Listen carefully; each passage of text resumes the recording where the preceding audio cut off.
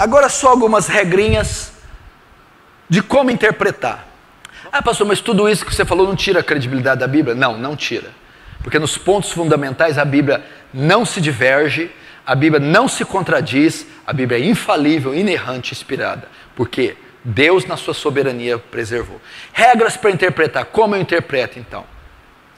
Existe uma frase em latim que ficou muito famosa na Reforma Protestante. Esse era um dos meios principais que eles interpretavam a Bíblia ao ler. Esse termo em latim é orare et labutare. Orare et labutare. Orar e labutar. Orar e trabalhar. Por que orar?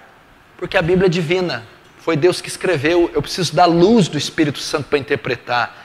Eu preciso do discernimento, da pulsão do Espírito Santo, que ela é divina. Foi Deus que escreveu, eu preciso saber. E labutare, porque a Bíblia tem gramática, foi escrito com alfabeto, com letra, tem uma história, ela é humana, ela precisa ser interpretada. Então eu oro para Deus me dar discernimento, me dar luz, mas eu trabalho, leio comentários, faço exegese, leio no grego, leio no hebraico, ralo na sua interpretação. Então essa era uma das maneiras que o povo da Reforma usava para interpretar a Bíblia. Oração e estudo, orare et labutare. Então nós devemos fazer a mesma coisa. Não adianta só orar, pedir Deus fala, Deus mostra, Deus não. Você precisa ter comentário, dicionário, história, precisa ralar.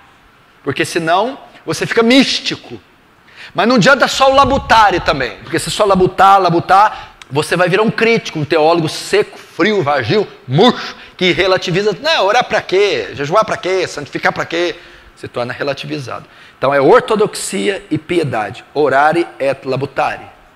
Segundo, regras para interpretar. Primeiro, oração e estudo. Segundo, eu devo saber o tema, o enredo da Bíblia.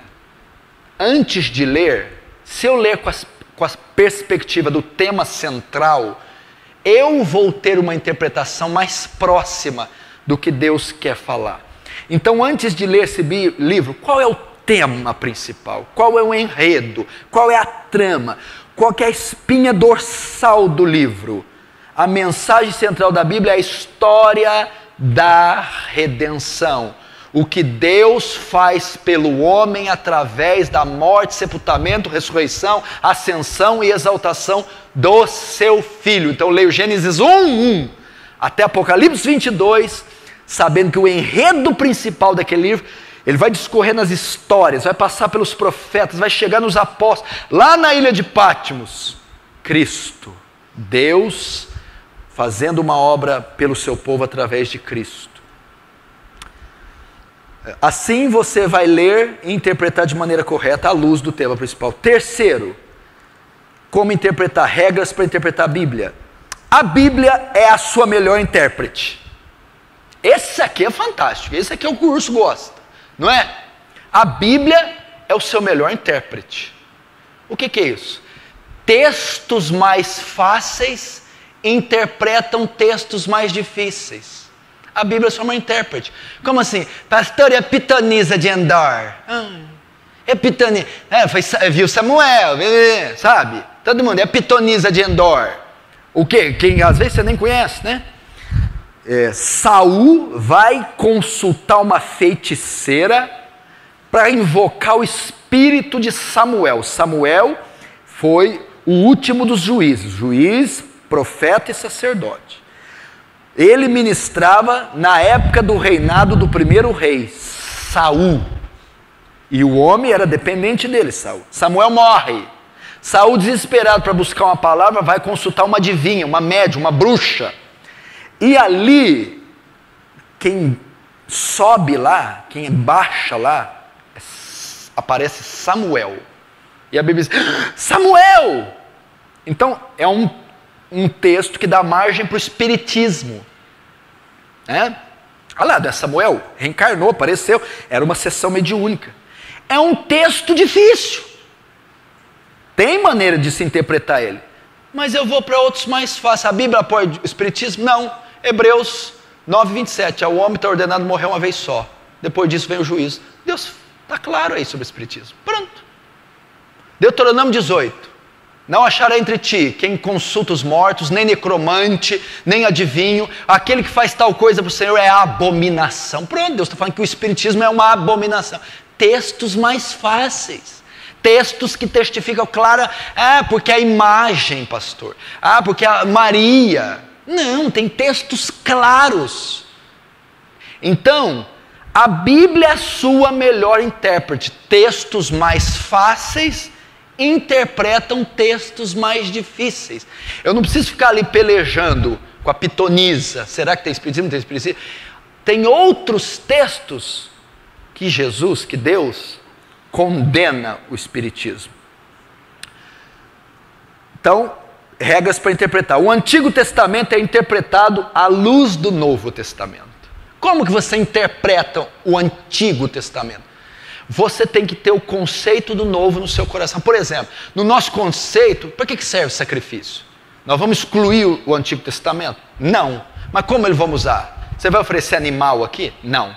Você vai guardar dias? Não. Você vai fazer isso, isso, isso? Não. O escritor de Hebreus diz o quê? Que o Antigo Testamento, a lei cerimonial, os rituais eram sombras das coisas que iam vir. Eu interpreto o Antigo à luz da encarnação do Verbo, o Cordeiro Pascal, Cristo, o sacrifício sendo oferecido num espeto de madeira, a morte na cruz. As leis cerimoniais apontam para as leis morais do Novo Testamento. Então eu interpreto o Antigo à luz do Novo, né? Porque tem costumes, tem circunstâncias no Antigo Testamento que não são usadas. O escritor diz que entrou em caducidade, obsolescência, arquétipos, fim. A ordem levítica caiu no ano 70, quando o templo foi destruído por Tito, e agora é uma ordem segundo Melquisedeque. Então você interpreta o Antigo à luz do Novo, com a convergência toda na obra e na pessoa de Cristo e dos apóstolos. Então você lê assim. Estou terminando. Outra regra para interpretar a Bíblia: o texto quer dizer o que o autor quer dizer. Interessante isso, né? Os pentecostais, os carismáticos, por exemplo, falam coisas que não tem nada a ver. O que o texto quer dizer? O que o autor queria dizer. Então levo em conta o pano de fundo histórico. Por que Paulo pregou aquilo no Areópago? O Deus que fez o céu e a terra não é servido por mãos humanas, como necessitando de coisa alguma. E nem habita em templos feitos por mãos humanas. Dele vem o ar, respiração, nele nos movemos, estimos vivendo. O que o autor quer dizer? Eu vou tirar aquilo ali para criar uma doutrina? Não. Paulo está fazendo um discurso criacionista. Ele está indo no Areópago, ele está em Atenas, ele está na capital da idolatria, ele está no contexto greco-macedônio. Não se cria, não se tinha a ideia de um Deus, de uma religião monoteísta, de um Deus triuno. Paulo vai então, ele não vai dizer de Jesus, ele vai dizer da criação. Então eu vou saber o que o texto quer dizer, o que Paulo quis dizer. Ele vai provar para eles que existe um só Deus, é o Criador de todo o céu e da terra, e aí até chegar em Jesus. O sentido natural tem que ser preferido ao sentido figurado. Como é que é? Sempre quando você lê, você tem que ver o sentido literal, natural. Ele deve ser preferido. Por exemplo, quem não crê será jogado no inferno. Não, o inferno é figurado, não existe. Não, sempre opta pelo literal, pelo natural. Inferno é inferno. Só opta pelo sentido figurado quando for explícito. Eu sou a porta. Você não falou literal? Jesus é uma porta. Jesus não é uma porta, não tem maçaneta. É figurado. Ele está dizendo que ele é a maneira, ele é o método que eu chego a Deus, a porta. Mas sempre quando ler, opte pelo sentido natural. Por quê? Porque a nossa geração já estragou a interpretação. Os neopentecostais só interpretam no sentido figurado, tudo é figurado. Não, aqui pé não é pé, aqui vinho não é vinho, aqui Jesus não cansou, aqui não foi sangue que ele suou, é tudo figurado. Não, é natural, é literal. E último, o texto deve ser interpretado à luz do seu contexto. À luz do seu contexto. O que quer dizer isso? Texto sem contexto é pretexto para uma heresia. O que mais gera seita, engano? A pessoa está pregando, está evangelizando, está ensinando, está escrevendo livro, e ela está usando a Bíblia, mas um texto fora do seu contexto. O que é o contexto? Versículos anteriores e versículos posteriores ao texto vão definir o que o texto está dizendo. Então nunca traduza um texto fora do seu contexto. O que é o contexto? É assim, ó. João 3,16. Porque Deus amou o mundo de tal maneira. Qual que é o contexto? Quem falou esse texto? Jesus. Para quem falou? Nicodemos.